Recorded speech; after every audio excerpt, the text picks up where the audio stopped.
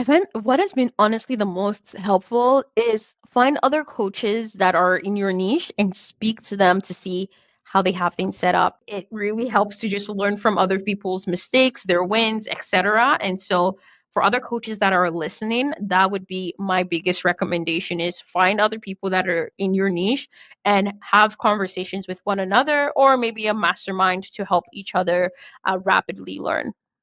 Welcome to Career Coaching Secrets, the podcast where we talk with successful career coaches on how they built their success and the hard lessons they learned along the way. My name is Davis Nguyen, and I'm the founder of Purple Circle, where we help career coaches scale their business to $100,000 years, $100,000 months, and even $100,000 weeks.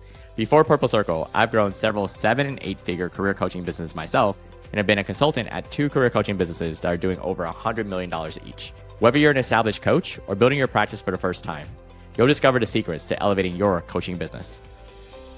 Hey everyone, welcome to another episode of Career Coaching Secrets Podcast. I'm your host, Regen, and today's guest is Dolapo Fadare, a tech sales coach and founder of StriveUp, where she helps career professionals, especially those from underrepresented backgrounds, transition into high-paying roles in tech sales.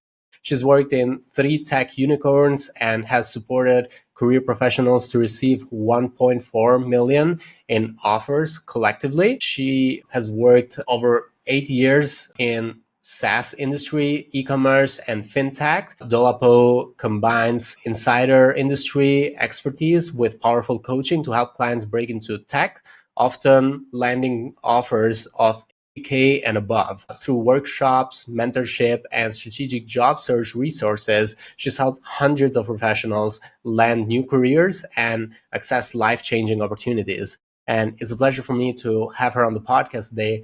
Welcome to the show, Dolapo. Thank you, Regin. Super excited to be here. Thank you so much for having me. It's a pleasure for us to have you on, so thank you for coming. I'd like to know, when it comes to your experience as a coach, working in the coaching space, throughout your experience, what sparked you to become a coach and start your own coaching business? What was the genesis of this? Yeah, great question. So the genesis, I will definitely have to say, started with just me yapping. And what I mean by yapping is having conversations with people who were at first just wondering, what did I do for work? How did I get into the work that I am in? And so this first came on TikTok, where individuals were asking about how did you secure a role in tech sales? What is tech sales, especially for people that are from backgrounds such as like myself, whether they're an immigrant, first generation immigrants that are in a new country trying to navigate a new ecosystem to also be able to translate over their existing experience. And so it first started with people asking questions on TikTok. They requested for content that would help them with the pivot. And then over time, I started working with individuals and people asked for a course and a more robust program. So that's really what inspired me to end up in this space working as a career coach to support people in their career pivots. Cool. So when you're working with your clients right now, is there a certain moment when you're going through your coaching journey? Is there a certain moment that you find the most rewarding? What is that thing that you find the most rewarding when going through your coaching journey with these clients? Yeah, the most rewarding part, honestly, is when people, let's say, have gone through their first sets of interviews and they start reflecting on the journey that they have had and the impact that they have been able to see within their own journeys. Oftentimes, the people that I work with are sometimes, they already have some level of transferable sales experience, whether that's in like customer service, retail, other types of sales that is not tech sales. And so, because of how technology is impacting every single industry, people are, of course, curious about how they can make sure to future proof their careers using tech sales. And so, the most rewarding part for me is when people have already learned the foundations, they're interviewing, and they find that, oh my goodness, like they're getting how to properly interview for these companies and for this role. That's my satisfaction I gain where I see people like just like how far they have come in their journey. Mhm. And so right now, if we were to put them in a bucket, or like the type of clients that you work with, is there a certain ideal client profile that you typically serve, meaning of a Mm. certain demographic, certain industries, certain goals that might be in common? How would you describe the ideal client profile for you? Yeah, so the ideal people that I typically work with and support are number one, people that already have some level of understanding of what sales is, just generally. Now, this doesn't mean you have to know what tech sales is. It just means, let's say you've worked, like I mentioned, in retail, customer service, or you work as, in the bank, in finance, any role that already gives you an understanding of how to communicate with people and you already have those interactions. So that's number one. The second thing is typically individuals that are first generation to either Canada or the US. And so oftentimes people will have these experiences that I'm talking about in sales in their home countries. But when it comes to knowing how to properly articulate the impact of their work in the same language that sales professionals or hiring managers care about. So I'm talking about the metrics, the KPIs, the different tools that they're using in their sales process and in the sales funnel. That tends to be a challenge for people, right? Because you really don't know what you don't know. And so those are typically the people that I'm working with. And then I would say, thirdly, would just be people who have maybe challenges in also just providing a clear and concise way to narrate and really story tell their work experience in a way that again fits the tech sales umbrella. So those are the people I work with in terms of their motivations. They are typically looking to number one, increase their earning potential. As a lot of people know, with tech sales, there is the opportunity to grow into a six-figure role. My first six-figure role was at the age of 24 within this industry. And of course, because there is the capacity to earn commission, it allows you to basically create to what extent you want to work and to what extent you want to earn more. And so typically people are motivated by that, number one. But number two, they are also motivated by learning like sales foundations or tech sales foundations in a community that encourages them and keeps them accountable. So those are some of the types of people that I'm working with in terms of their demographic, but also their motivations as well. Cool. Thank you. Thank you for sharing that. So right now, if we were to explain the engagement that the clients have with working with you, how would you describe that? Is there a certain program? Do people like go through a certain length program, maybe a few months, 3 months? Or how would you describe the engagement with you? So the engagement with me is with our tech sales community program. And so there are multiple tiers to it. The one that most people tend to use at the moment or go after is the level where, number one, they're able to learn all the sales foundations and knowledge on, okay, what tools do I need to be aware of? I think sometimes people will just take certifications and try and pile that on their resume thinking that is what's going to land them the role. But as you and me both know, that is not how to strategically go for a career pivot or transition. And so we have a structured guidance that would allow you to learn from A to Z what you need to know in order to basically be a strong BDR or SDR. I even find that this information is very helpful for people that are targeting either AE roles or even BDM roles as well. And so that's on demand. And so you're able to review it at whatever time that you might need. But right away, we get to work on your resume so that you can translate over all of the experience you already have in a way that, again, translate directly to tech sales. And we make sure those changes are reflected on your LinkedIn as well. And then we provide application support. So with our application support, we typically are seeing that per weekday where we have a partner that supports us in this. And this means each person is getting 30 applications done for them per day. And from there, they should see around 2 to 3 interviews per week. And from there on, we have live sessions twice per week. every week that allows you to, of course, answer or ask any questions, but also to have mock practice on your interviews as well as on any frameworks that are shared in the on-demand program as well. And so this allows people to really hear and see how other people are answering their interview questions, get live feedback, and refine how they go about things. And then we also support with offer negotiation as well. And they get to stay a part of the community for an entire year, which helps them with career development. So you're probably wondering, okay, how long would it take for someone to get a role? We've had as short as if we're looking at just like from time of application to offer, the quickest we've had was actually 14 days because this person was very on it when it comes to having all their materials ready. Now, if you're someone who are still looking to, understand sales foundations as well as get your interview skills up and running, it usually takes around 60 days to secure an offer. Cool. Thank you. Thanks so much for sharing all of that. I feel like there's a very, very clear picture on how this works now for anyone who's listening to this. So thank you so much for that. And Problem. right now, do you have, when it comes to like you finding your clients, is there a specific marketing channel that you find that has worked very well for you?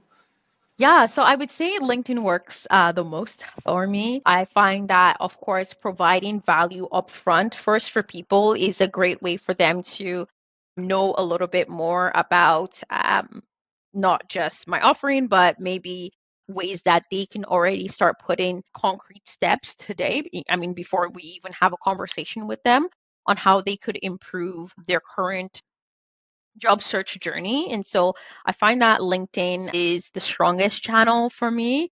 Instagram also is not too bad. I find that people will maybe engage first on Instagram, check me out on LinkedIn, engage with content, and then fill out our lead gen form as well. So yeah, those two would be the highest converting. TikTok does drive a lot of either views or comments, but I find that it's been harder to convert people from TikTok directly. And so I'm still navigating to see how to go about that with TikTok. Cool. So what is the strategy with LinkedIn right now? Is it just content or are you also doing some outreach? So we have a mixed approach. So we do have content that goes out 3 to 4 times a week, being a mix of whether it's educational content. Sometimes we add humor as well, just to make things a little bit light while still educating people. And then, of course, trying to show the impact of our work through testimonials as well.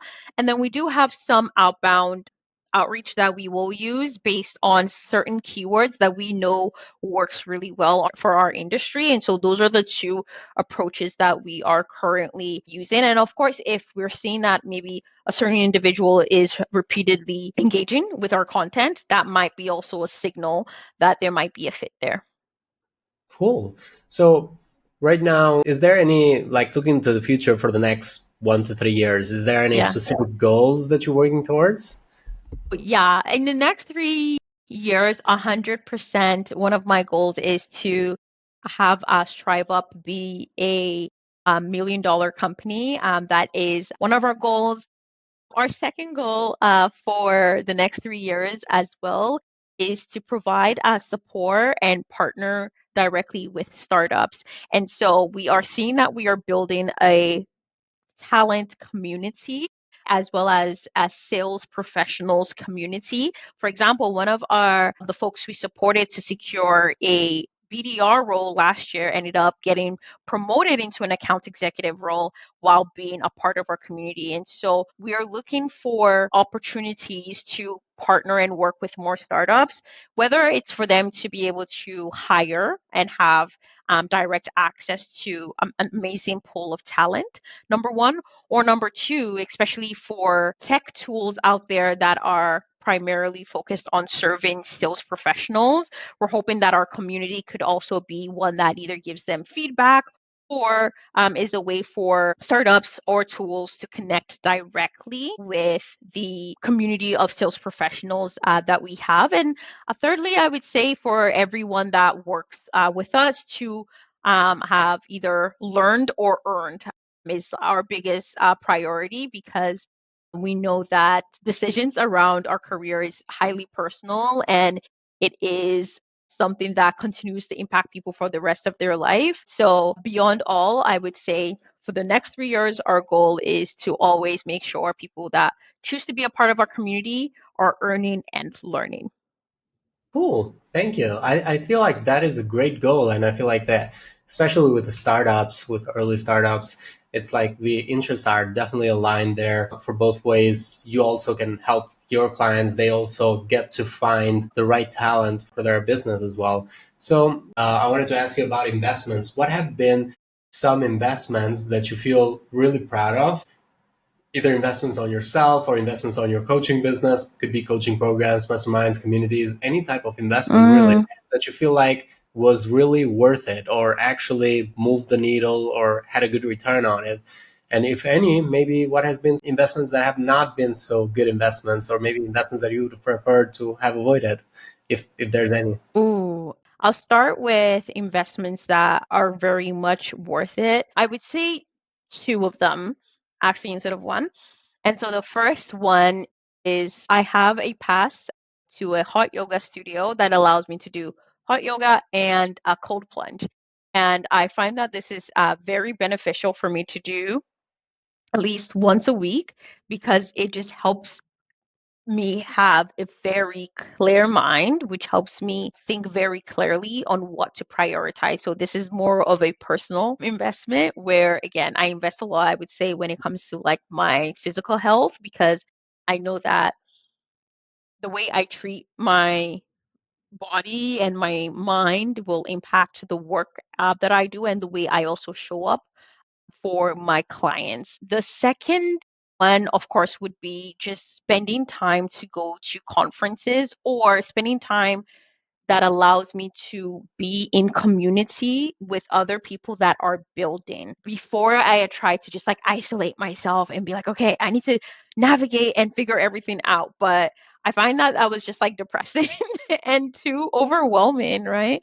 And Mhm. so getting a chance to connect with others that are also maybe at similar stages, or maybe a few steps ahead, lots of steps ahead, all of that combined, right, really helps put things into perspective and to help me move the needle forward on a daily basis. And so, yeah, those are the two things that have been incredibly helpful.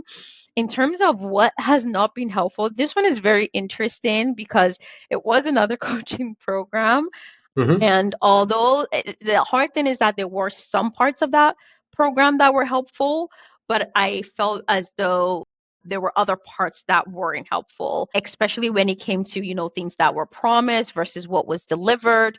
It was just like a huge discrepancy. And so it gave me an understanding as to the importance of making sure that I have the right systems in place to actually deliver for my clients. And so that would be an investment that, looking back, I probably feel like I should have followed my instinct. My instinct was to first maybe take the first tier of the program and see how it went before choosing maybe the top tier of the business coaching.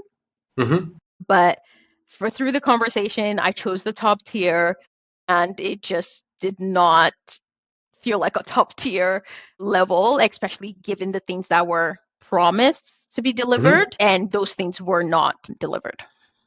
Thanks for sharing all of those investments. When thinking about the goals, right now, what is a challenge that you're trying to solve for next? Where do you find the bottleneck right now Mm. with your coaching business that is kind of like preventing you? Like you mentioned, you want to go to that 1 million mark. Where would you find that bottleneck, right? Well, that's a great question. I would say the bottleneck will definitely be like scaling and operationalizing, right? Because although I have a few members of my team that do support when it comes to the outreach and also other mentors in our community, there is a lot of work that I am currently doing that sometimes I find myself heavily working in the business than working on the business, right? And so I see 100% an opportunity to better scale and operationalize things. And so one of the things that we actually implemented this July to help us do that was in the sales foundation aspect of things. Before we were doing that on one-on-one calls, one by one. Now we have a system that allows people to just access all of that on demand through a few tools. And so that's been super helpful. I think there is an opportunity to make things like those mock interviews and mock calls a bit more interactive, but with some implementation of AI and a human so that people are able to get more reps rather than maybe 1, 2, or 3 in a week, right? As I think of interviewing as just like, building muscles in the gym or trying to run a marathon. The more you do, the better the outcomes will be as well. And so, yeah, those would be maybe the bottlenecks that I'm currently facing towards achieving those goals. Cool. That makes a lot of sense. And right now, is there any advice you'd like to give to other coaches similar to you who are trying to increase or scale their impact? I find what has been honestly the most helpful is find other coaches that are in your niche and speak to them to see how they have things set up. I found that literally the game changer for me. And this individual, he reached out to me on Instagram. He's in the same niche. We had a conversation, and since then we collaborate quite a bit together. And so that has been a game changer because when it comes to systems, how to better operationalize things, I mean, he is I think maybe 4 years ahead of me in terms of how long he's been doing this for. And so all of that to say, it really helps to just learn from other people's mistakes, their wins, etc. And so for other coaches that are listening, that would be my biggest recommendation is find other people that are in your niche and have conversations with one another or maybe a mastermind to help each other rapidly learn. Thank you. Thank you so much, Dolapo. Thank you for everything. Thank you for coming to our podcast. This was a lovely conversation. Thank you so much for having me, Regen. I hope you have a great rest of your day, and I appreciate you having me on this podcast as well. That's it for this episode of Career Coaching Secrets. If you enjoyed this conversation, you can subscribe on YouTube, Spotify, Apple Podcasts, or wherever you're listening to this episode to catch future episodes. This podcast was brought to you by Purple Circle, where we help career coaches scale their business to $100,000 years, $100,000 months, or even $100,000 weeks, all without burning out and making sure that you're making the impact and having the life that you want. To learn more about our community and how we can help you, visit joinpurplecircle.com.